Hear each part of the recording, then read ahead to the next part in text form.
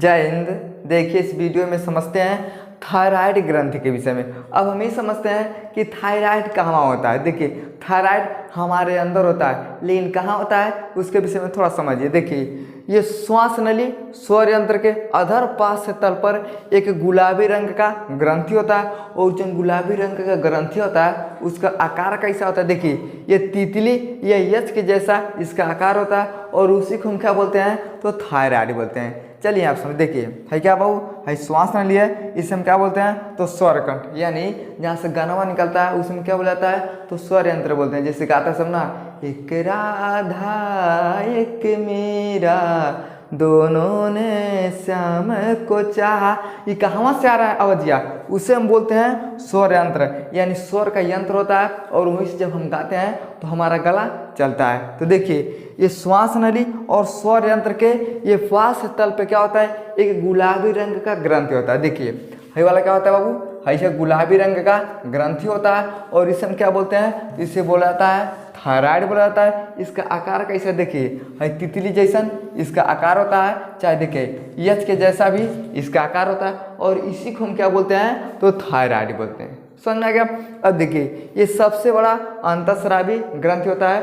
अंतःस्रावी जो ग्रंथि होता है ना, उसमें सबसे बड़ा दूसरा ग्रंथि कौन होता है, सबसे बड़ा, तो ये हमारा थायराइड होता है। समझ में आ गया। देखिए इसका भार कितना होता है तो 25 से लेकर 30 ग्राम का क्या होता है जो थायराइड है ना, इसका जो भार होता है ये कितना होता है तो 25 से लेकर 30 ग्राम का इसका भार होता है। लेकिन देखिए ये स्त्री में ना बढ़न होता है, पुरुष में जो इसका आकार होता है थोड़ा छोटा होता है, लेकिन महिला को देखिएगा तो उसमें बढ़न रहेगा, इसलिए महिला सबको देखिएगा तो घेगा बड़ी ज़्यादा निकलता है। तो क्या होता है जो महिलाओं में होता है ये थायराइड, ये क्या होता है ये बड़ा होता है। समझ में आ गया। अब देखिए ये खोखली गोले फुटकाओं से बना होता है। देखिए जो होता है ना ये खोखले गोले और फुटकाओं से मिलकर किसका निर्माण हुआ है तो थायराइड का।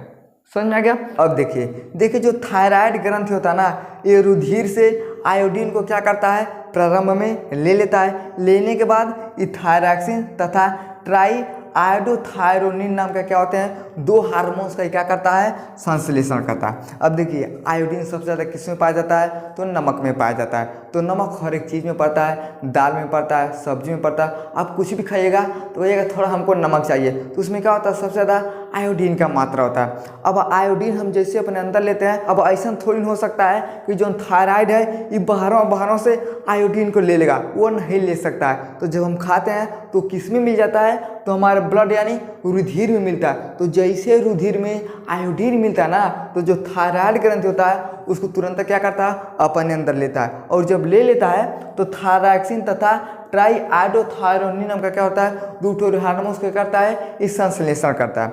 दो हार्मोन्स का इसने क्या किया संश्लेषण किया, लेकिन बाद में ये थोड़ा और हार्मोन्स का उसमें स्रावित होने लगता है। वो हार्मोन्स का क्या नाम होता है देखिए थायरोकैल्सिटोनिन नाम का क्या होता है एक और हार्मोन्स बाद में आ जाता है। तो कुल कितने हार्मोन्स हो जाते हैं 3 ठुरा। समझ में क्या। तो कब लेता है तो जैसे हमारे ब्लड में आयोडीन जाता है ना, ये क्या करते हैं उसको अपने अंदर ले लेता है। समझ में गया। अब देखिए एक और ही हार्मोन्स होता है जिसका नाम होता है थायरॉक्सिन। देखिए जो थायरॉक्सिन हार्मोन्स होता है इसे हम T4 के नाम से भी जानते हैं। देखिए ये हार्मोन्स अमीनो अम्ल टायरोसिन व लगभग 65% आयोडीन के संयोग से बना होता है। तो कौन बना है तो जो थायरॉक्सिन हार्मोन्स होता है ये अमीनो अम्ल टायरोसिन और 65% आयोडीन के संयोग से किसका निर्माण होता है तो थायरॉक्सिन का निर्माण होता है। लेकिन देखिए जब यही थायरॉक्सिन अल्प मात्रा में श्रावण होने लगता है तो उसे हम बोलते हैं हाइपोथायराइडिज्म बोला जाता है। लेकिन देखिए है क्या है बाबू, इसे हम बोलते हैं थायराइड। देखिए ये 2 भाग में होता है, एक हो गया दाहिना वाला, एक हो गया बायां वाला। क्या हो गया दाहिना और बायां।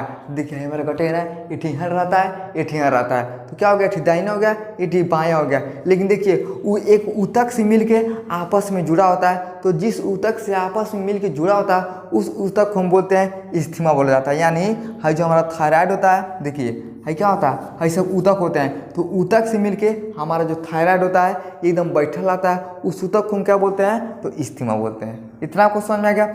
अब इसका स्क्रीनशॉट लीजिए। अब हम ही समझते हैं कि अगर थायराइड में अगर आयोडीन का कमी हो जाता है तो क्या क्या रोग हो सकता है। चलिए अब समझते हैं कि थायराइड में गड़बड़ी हो जाता है तो कौन कौन सा रोग हो जाता है, उसके विषय में समझते हैं। देखिए पहला होता है जड़वा मनता रोग, ये रोग में क्या होता है, देखिए बाल्यावस्था में जब इस हार्मोन्स का कमी हो जाता है ना, तो देखिए क्या होता है, बच्चा बौना हो जाता है, कुरूप हो जाता है, होंठ मोटे हो जाते हैं, पेट बाहर जाता है। देखिए जब जड़वा मांगता का रोग हो जाता है, किसकी कमी से होता है, तो जब थायराइड में गड़बड़ हो जाता है तब होता है। तो जब भी बच्चा बाल्यावस्था में रहता है ना, तो ये सब रोग हो जाता है। बच्चा बौना हो जाएगा, बच्चा देखने में लगेगा कि बढ़ेगा, लेकिन बढ़वा नहीं करेगा, ठोरिया जाएगा। कहेगा से भाई फलाना का लड़का ठोरिया गया है, बढ़वा नहीं कर रहा है, तो काहे नहीं बढ़ रहा है, क्योंकि उसको ये रोग हो गया। कुरूप हो जाएगा, देखने में ठीक ठाक नहीं रहेगा। होंठ क्या हो जाते हैं, मोटे, जो नोठा होता है ना ये मोटा जाता है, और जिसका पेट होता है बाहर जाता है। ये सब पेट बाहर आएगा, लेला पुदीना, लेला पुदीना, क्या होता है, पेट बाहर जाता है। तो जब थायराइड में गड़बड़ी होता है तो ये रोग हो जाता है, और बच्चे में ये सब क्या हो जाते हैं, रोग उत्पन्न हो जाते हैं। समझ में आ गया। अब देखिए अगला रोग होता है मैक्सिडेमा। इसमें क्या होता है, देखिए जब मैक्सिडोमा हार्मोन्स का कमी हो जाता है ना, तो बाल झड़ने लगता है, त्वचा फूल जाता है, आवाज़ भारी हो जाता है, मस्तिष्क क्या हो जाता है, कमज़ोर होता है। देखिए ये जब हार्मोन्स का कमी हो जाएगा तो बाल झड़ जाएगा। लेकिन देखिए आजकल लगता है कि बहुत ज़्यादा हार्मोन्स का कमी हो जाता है। 20 साल में 25 साल में देखिए बारवा झड़ जाता है, कहता से बड़े चाचा है तो बूढ़ा गई है। देखिएगा अगर आदमी 20 साल का रहेगा, 22 साल का रहेगा ना, अब बाल झड़ जाएगा तो बोलेगा सब कि तो बूढ़ा गई है, कौन बिहो नहीं करती है। अगर कहीं बिया होइबो करेगा तो जाएगा, जब परछावन होगा तेल धराएगा कपारे पे, डुबुर के चलाएगा पैरे पे, तो सब लोग कहते हैं ये तो दुल्हावा बूढ़ बा, इसका बरवा नहीं है। तो देखिए जब इसमें गड़बड़ी हो जाता है हार्मोन्स में ना, तो क्या होता है, बाल भी झड़ने लगते हैं, त्वचा फूल जाता है, यानी जो आपका त्वचा है ये फूल जाएगा, आवाज़ में भारीपन आएगा। आप बोलेगा अरे चाचा बड़ा चकरा रहे हो तुम, तो आवाज़ क्या होगा, आपका भारी हो जाएगा, मस्तिष्क कमज़ोर हो जाएगा। कमज़ोर हो जाएगा ना, आपके घर पे कौन आएगा, कहेगा अरे तुम कौन हो, कहीं ओ माय गॉड मौसा हो तुम, हम तो तुमको पहचानवा नहीं करें। अब एक चीज़ बताइए भैया, जब मस्तिष्क में गड़बड़ हो जाएगा तो मौसा का किसी को आदमी नहीं पहचानता है। जब इसमें गड़बड़ हो जाएगा आप देखिएगा, कहिएगा कौन हो तुम, कौन हो, अरे हमारे दैया दैया हम तो भुला गए, तुम तो हमारे पापा हो। तो जब मस्तिष्क में गड़बड़ हो जाता है ना, तो हर चीज़ आदमी में गड़बड़ होने लगता है। देखिए जब इस हार्मोन्स का कमी हो जाएगा, आवाज़ भारीपन हो जाएगा, मस्तिष्क कमज़ोर हो जाएगा, बाल झड़ने लगते हैं और त्वचा भी फूल जाता है। समझ में आ गया। अब देखिए अगला रोग होता है हार्शिमोटो। देखिए जब थायराइड ग्रंथि में गड़बड़ी हो जाता है तो हार्शिमोटो नाम का क्या होता है, रोग होता है। इस रोग में क्या होता है, देखिए इसकी कमी से दवा खाने पर जहर बन जाता है, और थायराइड ग्रंथि क्या होता है, नष्ट होने लगता है। जहर का मतलब ही नहीं है कि तुरंत जहर बन जाता है। देखिए जब आप दवा खाइएगा ना, तो जब थायराइड ग्रंथि में इसका कमी हो जाएगा ना, तो जैसे आप दवा खाइएगा तो जहर की तरह काम करेगा,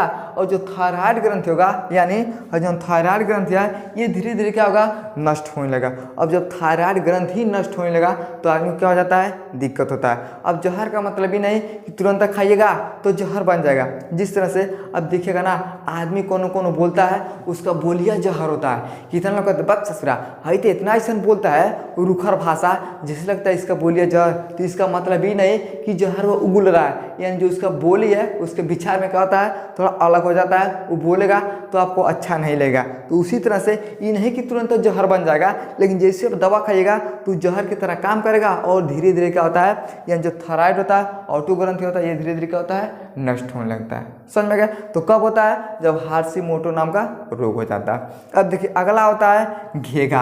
अब घेगा देखिएगा ये सामान्य चीज़ होता है। जब आपके अंदर ना आयोडीन का कमी हो जाएगा तो जो घेगवा है ना ये सब फूल जाएगा। देखिए इसलिए महिला में दिखेगा ना तो बहुत ही ज़्यादा घेगा रोग हो जाता है। जब आयोडीन का कमी हो जाएगा भला फूल जाएगा, इतना बन के घेगा।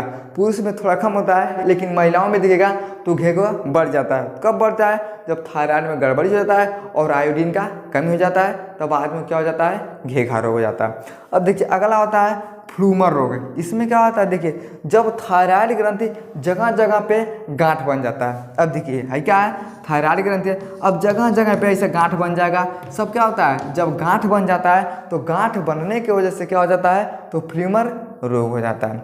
समझ में आ गया।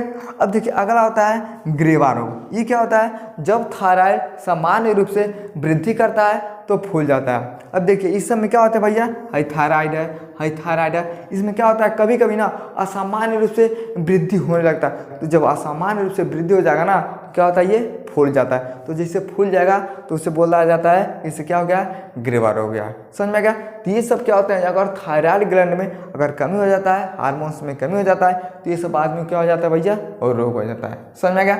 आई होप आपको समझ में आ गया होगा कि थायराइड क्या होता है और इससे कमी से कौन कौन सा रोग हो जाता है। समझ में आ गया। तो वीडियो को लाइक शेयर सब्सक्राइब जरूर करें। जय हिंद।